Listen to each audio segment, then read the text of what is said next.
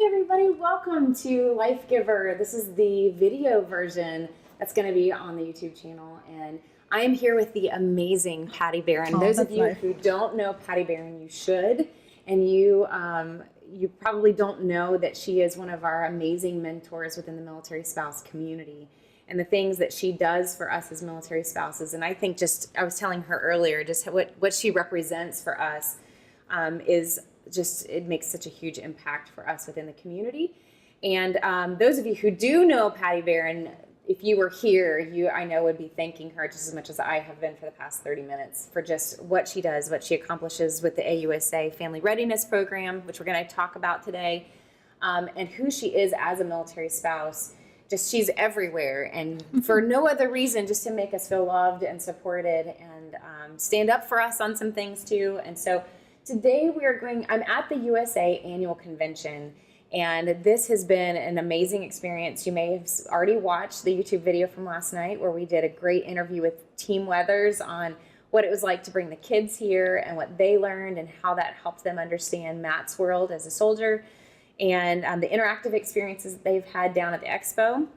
And this is a huge, huge convention center. Like, I don't even know how big it is, but it's like big. Two very huge buildings long. I don't know if there's three, but two. No, there's two, and they're huge. And there's several huge, not halls. They're not exhibit halls. They're exhibit halls, but I wish I could just relay to you guys just how big these halls are, filled with everything from like tanks to helicopters to just incredible, incredible stuff that supports our military. And so Patty has been a part of pulling some of that together, as well as having these amazing discussions that are happening on the side about what's going on within our families, what needs to happen for our families, everything from finances to employment to just family readiness topics. And so Patty and I wanted to get together today and just talk about what AUSA is, what she's trying to do in the family readiness programs, what's available for you guys out there as spouses especially.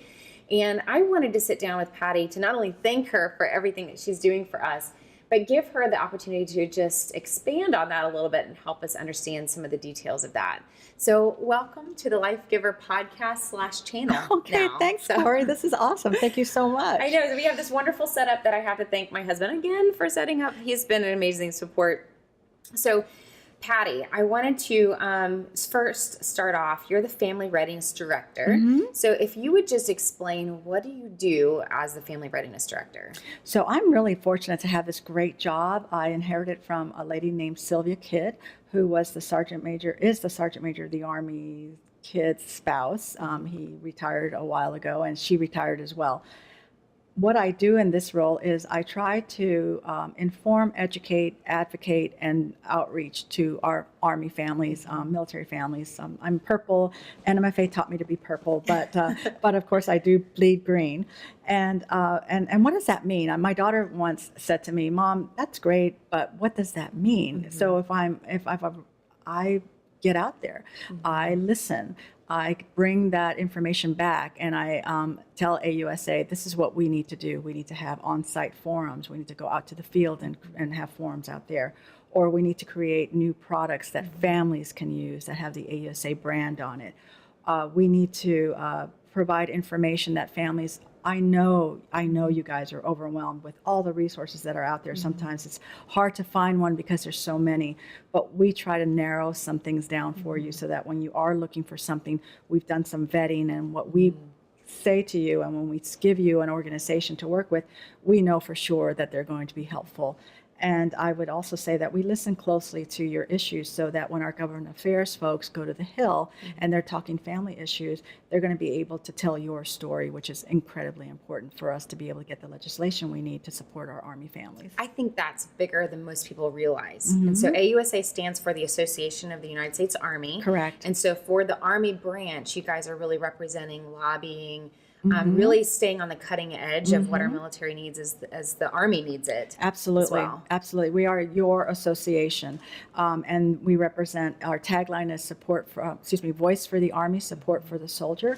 My part in parentheses is and their families, but that also means that Army civilian, the Army kids, it means parents of soldiers, anyone that cares about America and cares about the Army should know about AUSA, because we try really hard to bring whatever message we need to the Congress to make your life, the soldier's life, and also the soldier's readiness, if I'm going to use the chief's word, readiness, as good as it can possibly be.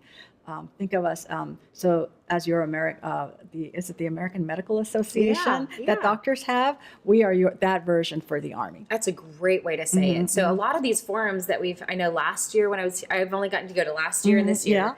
But a lot of the forums are about family readiness and what do our families need? What are they struggling with? What is the future of some of these topics that really affect our homes? And so I've heard things like, how do we make sure that our finances are the best that they can possibly be? Yesterday, there was a wonderful discussion on our military kids and the research that's coming out as far as how great they're doing, but also some areas for improvement as well. Absolutely. So my portion of the larger AUSA annual meeting is to provide 3 military family forums.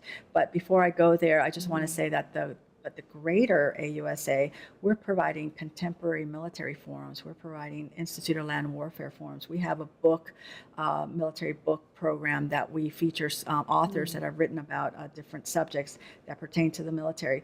The Homeland Security has an entire breakout session here. We've got so many exciting things that are going on, and the top leadership of the Army is here for the week. You know, the Secretary of the Army, the Chief, the SMA, everyone that supports a soldier is going to be here this week to talk about how to best do that. So time to go then, when we're supporting soldiers, we're supporting their families. My forums, the military family forums, really came about from the conversations I've had with all of you, that I have with my daughter, who's a military spouse, that I have with my colleagues who are now retirees, like I am. My husband retired, so I'm a spouse of a retiree. What's going on in our field, and what is it that our families need? And I don't presume to know, because I had my own experience as an Army spouse of 30 years, and there are many similarities, but there are also many differences in how we do things. And so by listening to you when we go out to the field, by talking to folks just like you, Corey, we were able to think about 3 topics that families wanted to know about. They wanted to know how their kids are doing. Have we done any damage to our children over the course of the last 15 years of war? And we heard from Terry Tanelian yesterday, an amazing RAND researcher who talked about the deployment life study and what they found and how it pertained to children. We also had a panel of fantastic professionals in the world of child development, child and youth development, in our Army Child and Youth Services. There was someone from SAMHSA, the Substance and Alcohol Mental Health. I think you got it. I think Association. Yes. Administration. SAMHSA, look it up. Yes, it's a very important one. And what they're doing to support our military families and veteran families. Really incredible work there. And then from 2 great doctors, both Dr. Chris Ivany and Dr. Eric Blake, on the work being done, both on the behavioral health front for military children, but also what's being done for exceptional family members and children on the autism spectrum. So we had a great forum yesterday. It was great, and it's still available on the website, which I will put in the show notes of this, the links so that you can watch those forums from yesterday. But since you brought it up, what would you say the theme was yesterday? Are we messing up our kids? No. Good. That's good to hear. I think what I heard yesterday was that there are potential risk factors that our children experience that we have to be aware of. And for the most part, I think our kids are doing well. We're incredibly proud of our military kids. Just love them to death.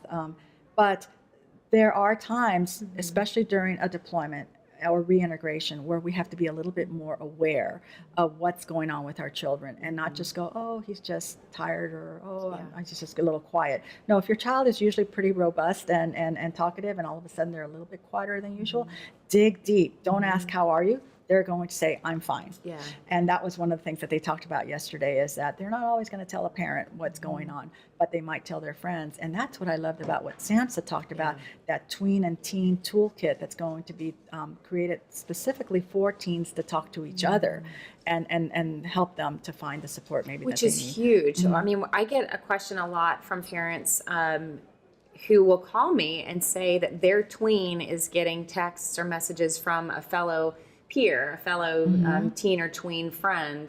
And some of these military kids are handling these very serious situations, even suicidal situations. They're handling them quite well. But having a resource like that makes a huge difference, so that if your child gets into a situation where they either need the help from a fellow friend, or they're finding themselves in a situation where they're needing to give that help, they know how to do it and do it well. Yeah, because we don't want to put that burden on them to make them feel like they're responsible for the solution. What we need to do is help them to say, if a friend of yours says these types of things, this is where you want to send them, so that they can get the support that they need. But it was a great forum. It was great. And like you said, Corey, it's recorded, and it's available now as a recording that you guys can just kind of view if you want to. Yeah. So before we get into even more of some of those the webinars and things that you guys have made available, what would you say to families or couples that are interested in the AUSA conference for the next year, maybe? Would you encourage that as something that spouses should come along with their service member to come here, or bring their kids or anything like that? Yes. I would love to see more families here at AUSA.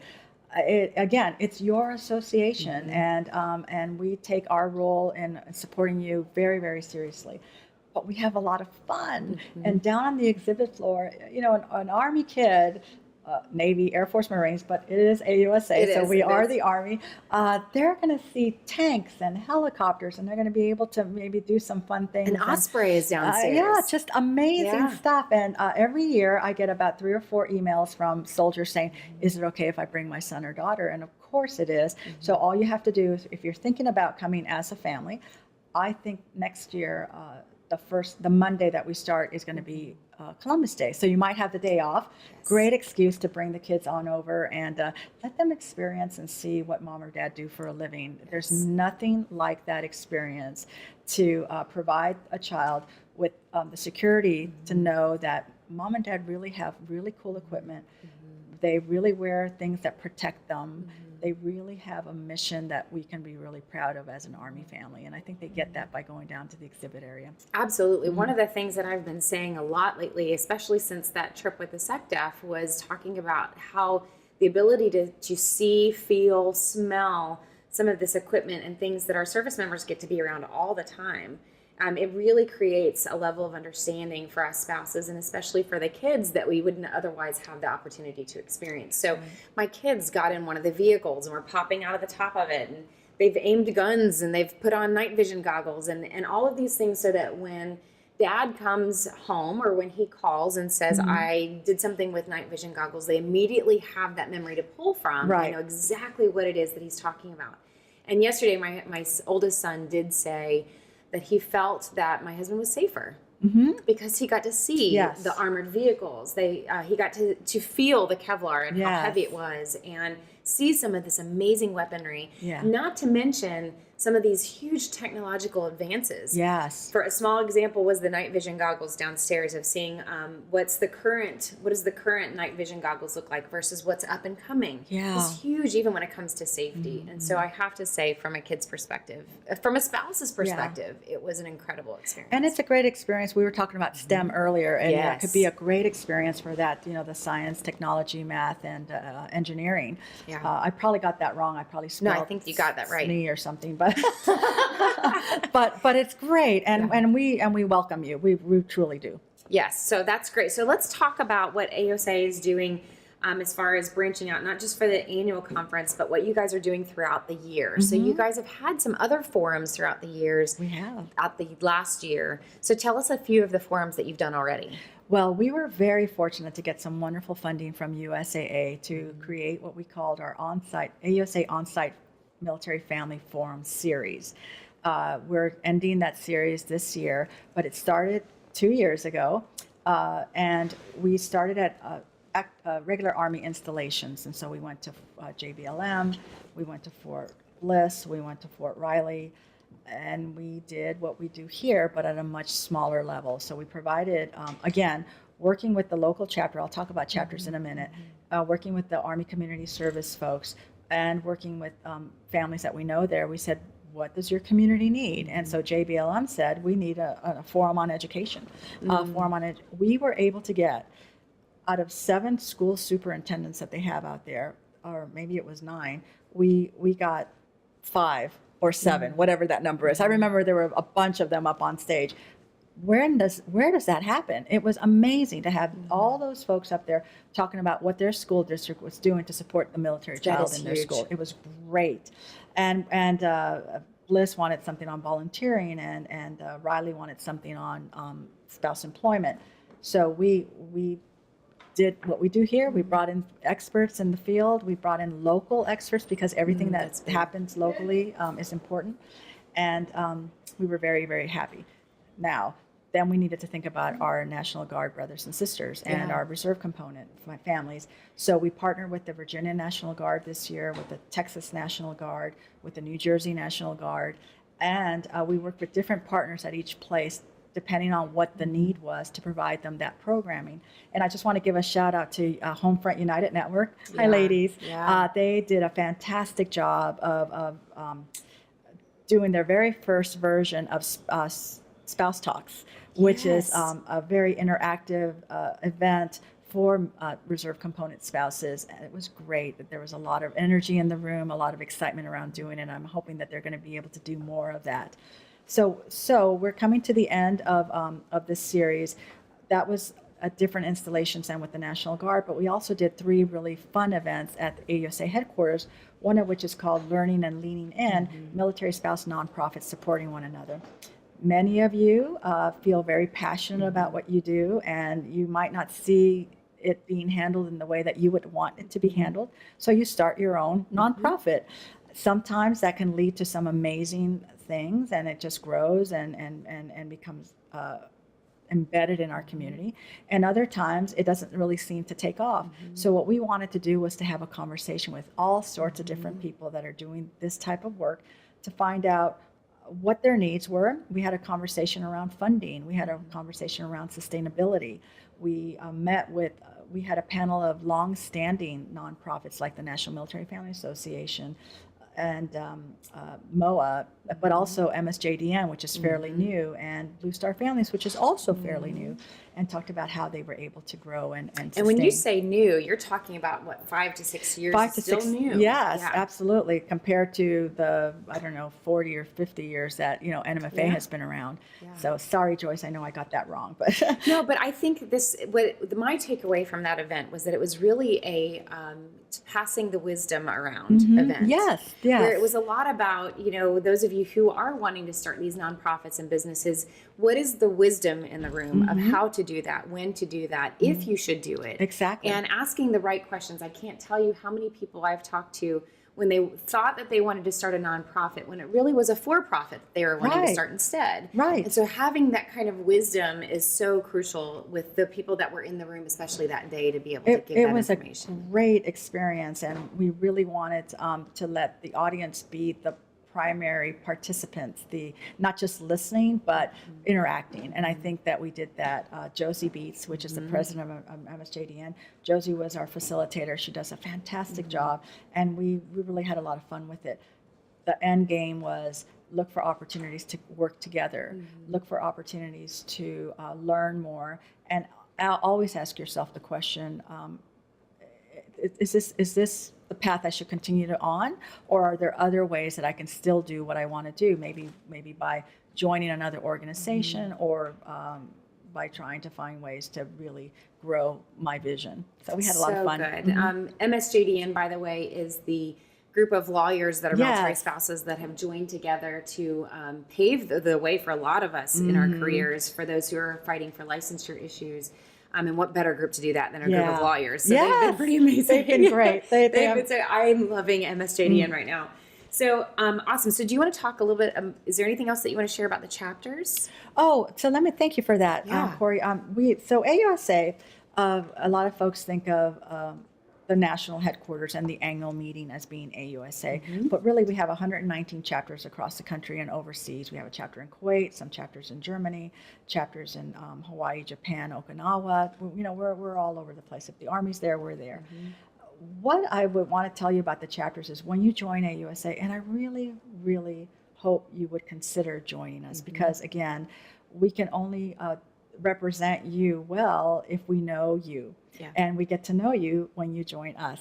And the chapters are where the rubber meets the road, that they have activities and they have lots of different things. You've probably seen chapters set up at homecoming events where they have goodies that people can eat and drink as they're waiting for their soldier to kind of come off that plane. But we're much more than that. And we need you. We need the infusion of youth. We need your energy. We need your new ideas. We need you to pave the way for other military spouses through chapters such as AUSA. AFA has chapters. That's the Air Force Association.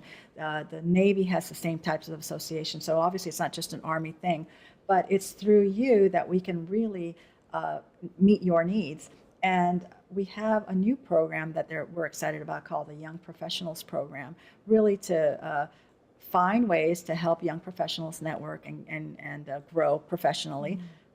You military spouses out there, you guys are the most amazing young professionals that I know. I think there's any career field that there is out there, a military spouse is doing it. Absolutely. And so I know that you can bring an awful lot of energy to our chapters. It would be a lot of fun. So if they want to become part of these chapters, they would become an AUSA member, which they can do at ausa.org. Is that right? Thank you. Yes, AUSA.org. AUSA.org, and you can become a member, and then they can find their local chapter there on the website. It becomes even easier than that. As soon as you become a member, you'll get an email, and they'll tell you what chapter you belong to. Perfect. Based on your address. And then hopefully the chapter will get a hold of you. But if they don't, and sometimes it takes a little while depending on the size of the chapter or what's going on, then I would encourage you to go back to our website and go to our tab that says chapters and find your chapter and just send them an email and say, today is the lucky day because I joined AUSA and I am a part of your team. I think that's a great way to do it. I think so. What is there an average meeting style that they can expect at a chapter, or is every chapter different? I would say every chapter is a little bit different, but most of them hold monthly meetings. Okay. And they're always looking for topics. They're always looking for presenters. They're always looking for things to talk about. So that's where you really could bring some great ideas into that. Absolutely. So, by the way, all the forums that Patty was just talking about, a lot of them that were either live streamed, or once they were done being live streamed, they are available for you to go back and watch again. So even the ones from yesterday here at the conference, learning and leaning in, that one is available too. So there's all these forums that if you missed it, it's okay. You can go back and watch them now. Yes. But the chapters are definitely a way for you guys to get involved and have that local support that you need. That I think also informs AUSA here in Washington, D.C. on how they can best represent you, how they can best address the topics that are important to those of us that are in the Army community. And that's how that happens, right? That's absolutely. how you chose some of the topics, even for the convention. Absolutely. Here. I really wish we were as cool as Team Red, White, and Blue. I mean, I wish we were that cool. I think you are. But we could become that cool if you guys join us. They have a real mission to be out there, and they're running. And as a running community, they get engaged and involved in other things. We just need to do ruck marches. I think that would be so fun. Wouldn't that be great? The for AUSA Ruck March. I think that would be great. Done. We can borrow our husband's backpacks. Get some boots from the boot campaign. There you go. And we'll do some ruck march. Awesome. We'll get some chapters together and we'll see if we can get like some kind of regional ruck march for AUSA. Okay, so let's talk a little bit about the future vision that you have in mind for AUSA. Yeah. So one of the things that I love about you, Patty, and what you're trying to do here is you really are approaching this from the perspective of what is it that especially our family community needs. What is it that we need? Right. And then how can you help deliver that? And you can't do that unless you know what's going on in our lives. Right. And one of the things I love that you're trying to do with the future vision is really pay attention to what we're saying and what it is that we need. So tell us a little bit about what you are trying to do for the future and how you're wanting to hear from people. So my husband retired 5 years ago after a 30-year career. And you've survived it. I did. You're still around. And Transition, I'm still around. transition, you can survive it. We finally say retired. For the first 3 years, we said we were transitioning. It's a very difficult word to say. But one of the things that I worried about, some of you that know me know that I started out at the National Military Family Association. Everyone that needs to learn anything has to go there and learn from Joyce Razor, an amazing person. I love Joyce. And I felt good about being with NMFA because I was an active duty spouse and I was in the game. When Mike retired, I really questioned whether or not it was relevant and how was I going to stay relevant in order to serve all of you as best as I could. One of the ways I do that is by connecting with folks like you, Corey, those of you that are out listening to this or watching this, and certainly my daughter who's a military spouse and all of her friends. And I realized that many of the things that I struggled with, employment, childcare, transitioning from school to school for my kids, even my own education. When I got my master's, I think I handed my paper in as the moving truck was, driving out the driveway. Those things are the same, but the way that we engage or the way that we do some problem solving around those issues are different. And I'm certainly not going to impose my, old way of doing things onto the new generation of military spouses. So I work really hard to listen. One of the things that we're thinking about doing is, it seems like podcasts are the thing right now. A lot of people will pop in or listen to a podcast when they're driving or where it happens to be. And I'm wondering if that's something that we could get involved in, whether we interview those of you out there doing some really cool things, or whether we interview folks like a Mrs. Shinseki or a Mrs. Casey or a Mrs. Ham. Those are names that mean something to me because of when I was growing up in the Army. But do they mean anything to you? And what can we learn from these leaders, spouses of some amazing Army leaders? There's also, what can we learn from our kids? Maybe we do podcasts with some of our military kids, and we partner with others. It doesn't just have to be AUSA. I'm very collaborative. I want to work with other organizations because they have the expertise that I absolutely do not have, but they make me look really smart when I partner with them. So I'm really open to that. But I need to hear from all of you. I need to know, what do you want us to do? What topics should we talk about? Are we being spot on with the discussions? I thought yesterday it was important when we were discussing what the panel should discuss. We were going to talk about military childcare. And I stopped them when we were doing our pre-conference call and I said, you've got to expand that because not everybody is in the military childcare system, nor is everyone going to stay in that system. So not only are you leaving, if you leave the military, the gold standard of childcare, but you're going into this world of childcare that can be kind of scary. Daddy daycare was funny for a reason. Right. And so I asked them, please talk about what good quality affordable childcare looks like in general. So maybe it's not just a military topic you want us to discuss. Maybe it's just life topics. Yes. And I will find the experts. I promise you I will. Patty and I will bring them. is the person to find the experts. I will and bring that's them. one of the reasons why I love coming to this conference because you bring together these amazing people who know what it is that they're talking about. Yes. I don't want to waste your time. I want you, when you listen to anything that we're going to put out there, I want you to think that was the best 15 minutes of time that I've spent in a while. Well, that's my goal. It's a great goal, and I know that you're achieving that here for the conference for sure when I get to see you. So, and I will say, because I want everybody to hear this coming from me, is that everywhere that I've run into Patty, at any event that I've been to, she is listening. She is taking notes. She is listening to what other people are saying. Thank you. I try. And at no point have you come in and just said, this is the way we should do things. And there have been so many times I've wanted to say, Patty, you know the answer. Please tell us what the answer is. And sometimes your response has been, no, I really just want to learn. I want to know what it is that you guys care about and how you want us to best serve you. And I can't think of a more wonderful person in our spouse community who has been such a service in that way, that listens and we feel truly heard by you. Thanks so much. I hope my kids are watching this. I know, right? Watch what she just said. See? No, I haven't talked to our kids, but I think all of us moms would want to feel that way.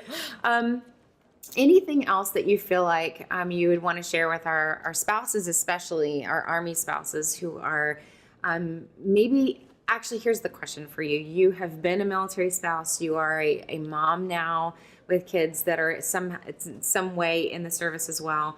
What wisdom do you have for us spouses who are kind of living this day to day right now?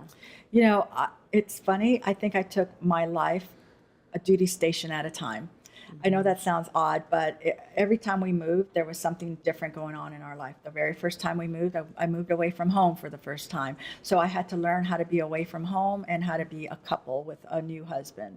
The next time we moved with a baby. So I had to learn how to be a mom with a husband that was not available to me. I mean, I never thought that I could call him and say, go pick up the kids. That just was not going to happen because he doesn't have that type of job.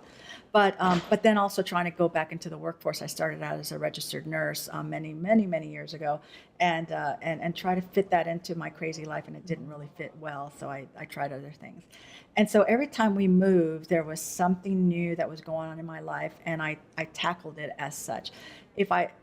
I know careers are incredibly important. I know that we all want to have a sense of self, and we all want to have a sense of accomplishment. I'm 59 years old, and when I look back on my life, I'm very proud of the different things that I've done, but not things that I've done specifically for me, but things that I've been a part of. It's been the people that I've met. It's been the mission or the community that I've been involved with. And that's what I would say is take it maybe a PCS at a time, and you will find whatever road or window that's open to you there. And don't give up hope, because I think we were talking earlier, a career for a military spouse, a professional career, is very different than a civilian spouse with a professional career. And if you want to follow that traditional path, you will only get frustrated. You've got to be, we talked about creativity, you got to be creative, but you also have to have hope that it's going to be okay. I never in my life thought that I would be doing what I'm doing right now. I thought I was going to be a nurse, or I thought I was going to be a therapist, because I also have a master's in community mental health. And every time I moved, I would have to have a new license that requirement or a new test to take. That didn't work out. But the one thing that was constant was I knew what my life was, and I knew what it meant to do and be creative and adjusting and flexible. And it's led me to this place. And I'm sure for all of you out there, it's going to lead you exactly to where you want to be. And you're going to be able to, and I get a little bit emotional when I say this, you'll look back on your life and you'll say, I was a part of something that was really, really important. Well, I can tell you that you are a huge part of our life. And you have made so many things possible for us, and you have, I'm going to use the word ministered to our hearts. Oh, thank you. And the fact that you have listened to us. And I call you, I don't know what other people, I'm going to use it as mama. You're our mama military spouse, Patty. Patty's our mama bear in the spouse community. And your love for us is so genuine and authentic. And so I'm going to stress to everyone that's listening to, especially if you're in the Army, to become a member of this amazing association. Really, it's just an association that's looking out for you and paving a way for you and has answers for you. And so many of us have questions. And so many of us don't need to be isolated and figuring it out on our own. And that's what AUSA is for. That's exactly right. So, Patty, thank you so much for your time. Thank you for the incredible amount of hard work that you do for us. For the conference, this last few days has been amazing. And just thank you for all that you do and for showing up. And I wanted to give a shout out to my colleague, Thea Green, who's on the other side of this wall. Thank you, Thea. Who's also equally amazing. She is amazing. Thank you. Thank you.